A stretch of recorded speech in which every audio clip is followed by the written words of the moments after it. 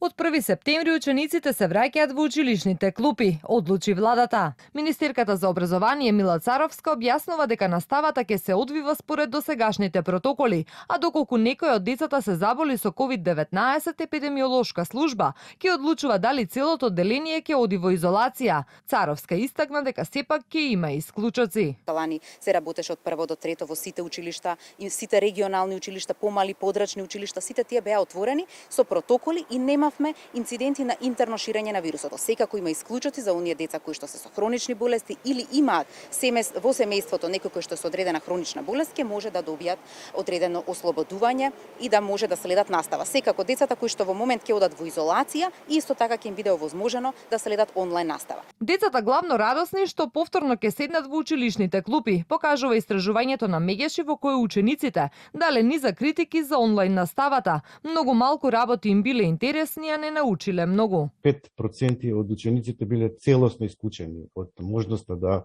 бидат вклучени во далечинското учење, значи немале пристап до компјутер, што е загрижувачки. 68% од младите рекле дека се чувствуваат помалку поврзани со нивните другарчиња и тешко можат да остварат пријателства и при тоа предизвикува изолација и осаменост. И не само тоа, туку 65% од децата исто така кажува дека им недостига училиштето, нормално не само како образовна компонента, а и воспитна, туку и таму е можност да воспостават пријателство.